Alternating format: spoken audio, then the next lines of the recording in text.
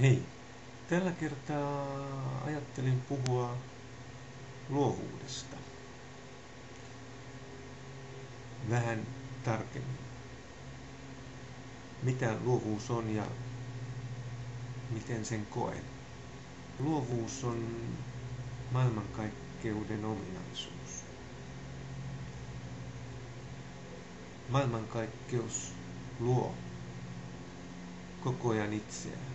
Kokonaisuus muuttuu koko ajan, koska kaikki sen osat ovat yhteydessä toisiinsa. Ja aina kun joku muutos tapahtuu, se vaikuttaa kokonaisuuteen. Ihmismieli on vain tottunut näkemään asiat irrallaan toisistaan. Ja käsitteiden ja määrittelyn kautta toimiessaan meidän on hyvin vaikea, itse asiassa mahdoton, nähdä asioiden välisiä suhteita. Eräs syy siihen, että muutosta tapahtuu, että koko ajan asiat muuttuvat ja kehittyvät, on juuri siinä, että kaikki vaikuttaa kaikkeen. Ja jos jossakin kohdassa on luotu jotakin uutta, sitä voidaan soveltaa toisessa paikassa. Silloin kun olosuhteet ovat suotuisat, kun sopiva pala jossakin muualla on luotu, sitä voidaan käyttää toisessa paikassa. Näin evoluutio toimii. Näin voidaan ymmärtää kvanttihyppy ja kehityksen kulku. Ajattelemme ja koemme asiat suhteessa materiaaliseen maailmaan. Materiaalinen maailma, fyysinen maailma on oikeastaan suurimmalle osalle ihmisistä, tai siis kaikille, jotka elävät 3D-tietoisuudessa, ainoa todellisuus. Kun tietoisuus laajenee, tietoisuuteen tulee paljon sellaista, mikä ei ole materiassa kiinni, mikä ei liity materian maailmaan. Kuten usein aikaisemmin olen sanonut, kaikki tapahtuu tietoisuudessamme. Ja loppujen lopuksi on siis kysymys siitä, kuinka tietoisuutemme käsittelee kokonaisuudessa olevaa informaatiota. Mitä tietoisuus ottaa vastaan, mitä päästämme tietoisuuteemme tai tajuntaan. Itsellänikin on vähän hakusessa nämä määritelmät tietoisuuden ja tajunnan erosta. Toivonkin, että ei kiinnitetä nyt huomiota itse määritelmään, vaan pyritään näkemään määritelmien taakse. Eli itse kokemukseen.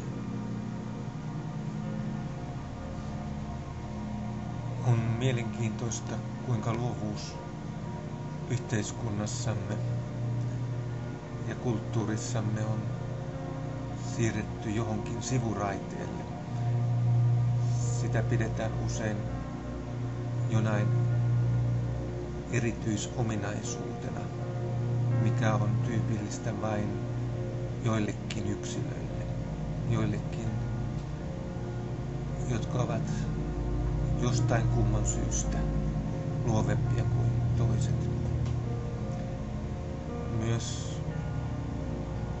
luovuus on siirretty usein tai liitetty taiteeseen tai keksintöihin tai johonkin muihin vastaaviin asioihin, siis asioihin, mistä voi olla jotain hyötyä. joko taloudellisesti tai muuten. Harvemmin ehkä suhtaudutaan asiaan siten, että luovuus on maailmankaikkeuden, kaiken mitä on ominaisuus. Ja että kokonaisuus toimii luovasti.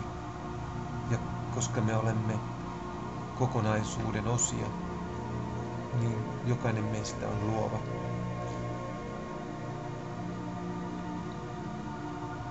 Luovuus on jollakin tavalla rajattu, siirretty sivuraiteelle, koska luovuus merkitsee aina muutosta. Ja mitä vähemmän luovuus pääsee yhteiskunnassa vaikuttamaan, sitä enemmän kaikki on lukkiutunutta ja vanhat valtarakennelmat ja vanhat systeemit pysyvät voimassa. Luovuus on siis valtaa pitävien kannalta aina vaarallinen asia. Ja siksi se onkin heidän mielestään hyvä pitää jossakin marginaalissa. Ja esimerkiksi taide ja taiteilijat ovat ehkä huomaamattaan omaksuneetkin roolin tai hyväksyneet asemansa ja pysyvät sitten siellä omassa karsinassaan ilman, että siitä sitten mitään muutosta laajemmin tapahtuu, tai että se johtaisi mihinkään muutoksiin, syvempiin muutoksiin, vaan siitä luovuushan on, ja taidekin on aika pitkälle tuotteistettu ja